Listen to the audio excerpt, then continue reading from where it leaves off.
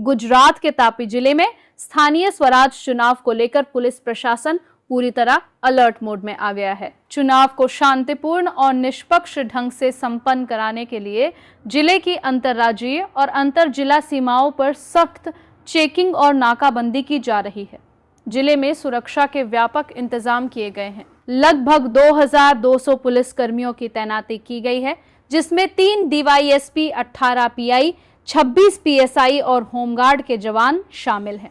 संवेदनशील क्षेत्रों में लगातार पेट्रोलिंग कर संदिग्ध गतिविधियों पर नजर रखी जा रही है। तापी पुलिस के साथ अन्य जिलों की पुलिस और SRP जवान भी सुरक्षा व्यवस्था में सहयोग कर रहे हैं, ताकि चुनाव प्रक्रिया पूरी तरह पारदर्शी और सुरक्षित बनी रहे। पुलिस प्रशासन ने मतदाताओं से अपील की है कि वे निर्भय होकर अपने मताधिकार का प्रयोग करें। साथ ही किसी भी अप्रिय घटना पर तत्काल सख्त कार्रवाई का आश्वासन दिया गया है।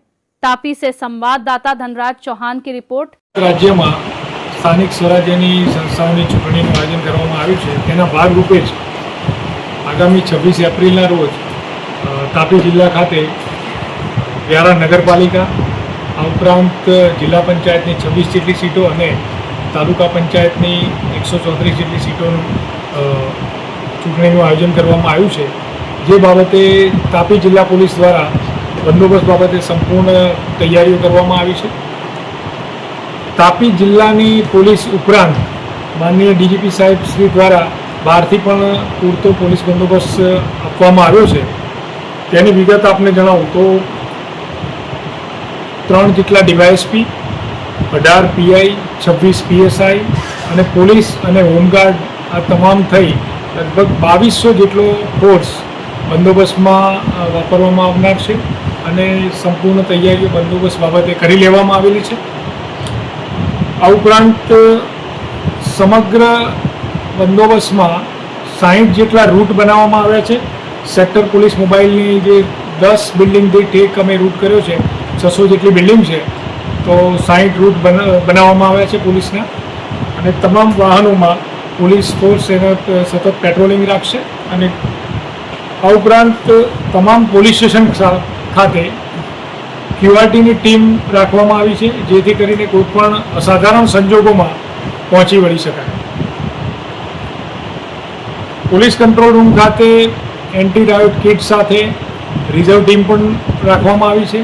આ ઉપરાંત વજ્ર અને વરુણ જેવા વાહનોની પણ સુચારુરૂપ આયોજન કરવામાં આવેલ છે। તમામ અધિકારીઓની ગાડીઓમાં એન્ટી રાયોટ કિટ સાથે જરૂરી ગેસ ગન, રસ્સા, લાઠી, હેલ્મેટ વગેરે વ્યવસ્થાઓનું પણ આયોજન કરવામાં આવેલ છે।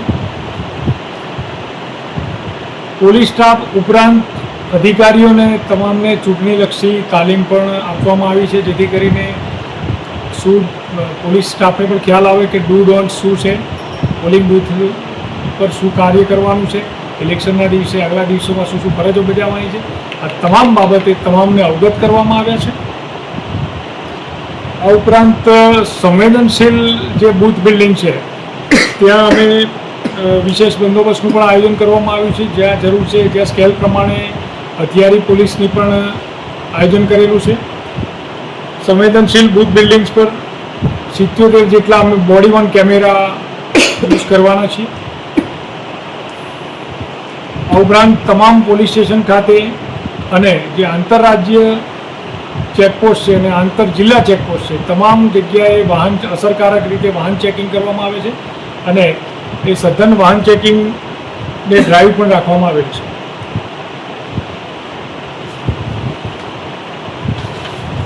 જિલ્લા ખાતે કુલ 8 જેટલા સ્ટ્રોંગ રૂમ બનાવવામાં આવ્યા છે। ત્યાં આફ્ટર ઇલેક્શન જે EVM પર SRPનો પૂરતો બંદોબસ્ત રાખવામાં આવશે। આ ઉપરાંત જે બહારથી ફોર્સ ફાળવ્યો છે અને જિલ્લાની પોલીસને પણ એના બૂથ બિલ્ડિંગ ઉપર સારી રીતે ફરજ નિભાવી શકે તે માટે તે લોકોની રહેવા માટેની જે સગવડો, જે બેઝિક જરૂરિયાતો છે એ બધી જ વસ્તુઓ પૂરી પાડવામાં આવનાર છે અને જમવા માટેની પણ એમની વ્યવસ્થાઓ કરવામાં આવી છે। આપણે સૌ જાણીએ છીએ કે અત્યારે ગરમીનું પ્રમાણ છે, કોઈ હીટ સ્ટ્રોકનો કોઈ ભોગ નહીં બને, પૂરતા હાઇડ્રેટ રહે તે માટે દરેક બૂથ બિલ્ડિંગ ઉપર પોલીસ સ્ટાફને ORS પણ આપવાનું આયોજન કરવામાં આવ્યું છે। આ ઉપરાંત રૂટ પેટ્રોલિંગની ગાડીઓમાં પણ ORSની અને જરૂરી પાણીની એ સુવિધાઓ રાખવામાં આવેલી છે. આ ઉપરાંત વ્યારા અને સોનગઢ ટાઉન ખાતે જે અમારા નેત્રમ કમાન્ડ એન્ડ કંટ્રોલ દ્વારા CCTVનું નેટવર્ક છે તેનો પણ ઉપયોગ કરી અને ચેકપોસ્ટ ખાતે પણ જે નેટવર્ક છે તેનો ઉપયોગ કરીને CCTV દ્વારા કંટ્રોલ રૂમથી એનું મોનિટરિંગ કરવામાં આવશે. આમ તાપી જિલ્લા પોલીસ દ્વારા બંદોબસ્તની લગત સંપૂર્ણ તૈયારીઓ કરવામાં આવી છે અને અમને પૂરી ખાતરી છે, પૂરો વિશ્વાસ છે કે અમે ખૂબ જ શાંતિપૂર્વક રીતે મતદાન પૂર્ણ થશે. જય હિન્દ, જય ભારત.